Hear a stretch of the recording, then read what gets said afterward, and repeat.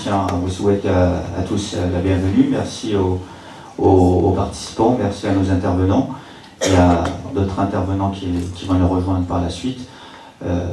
Si vous me permettez en quelques minutes de vous présenter le Club Algérie 21, c'est un club qui regroupe des personnes qui sont issues de la diaspora, des entrepreneurs, des cadres, des étudiants, qui réfléchissent ensemble sur les perspectives de l'Algérie face aux enjeux du 21e siècle, et aussi encourager les partenariats économiques, culturels, institutionnels entre l'Algérie et la France.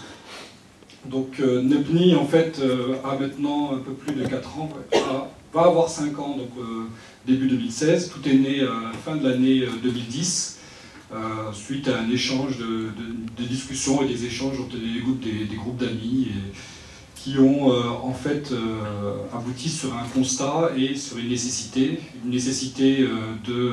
d'aller au-delà de changements très profonds en Algérie. Et un constat, c'est que la génération post-indépendance, enfin, tous quasiment, n'est pas assez impliquée dans le débat public.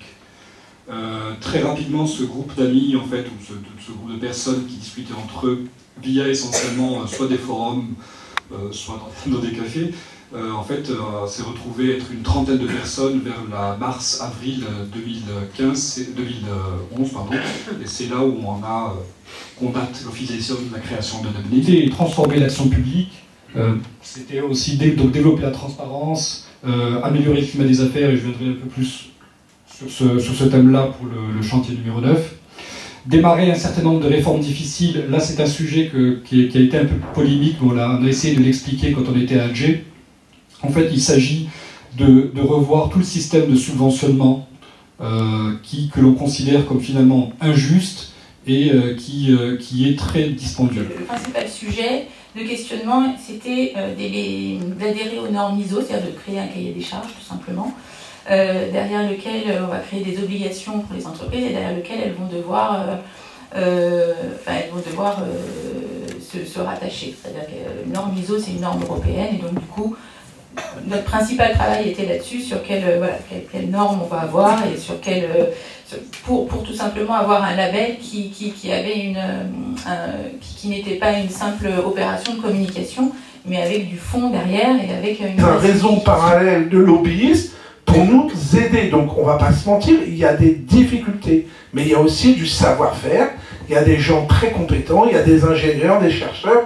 D'ailleurs, l'Europe le reconnaît tellement bien qu'elle les fait venir, je dirais, par centaines sans difficulté.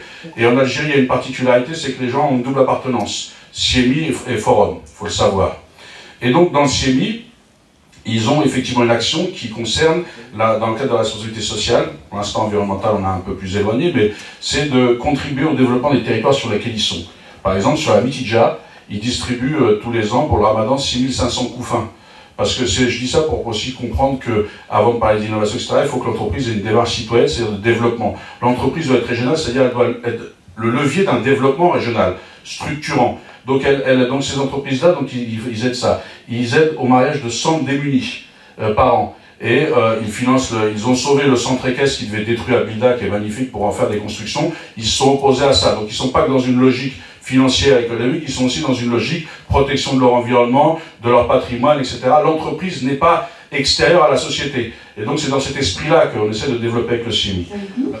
Moi, je vous ai écouté donc tous les quatre, et puis heureusement qu'il y a eu le dernier intervenant qui a insufflé un petit peu d'humanité, qui a mis un peu l'homme au centre des préoccupations, parce que j'ai l'impression qu'on est en train de faire comme pour Renault, qui pour moi est un échec en Algérie.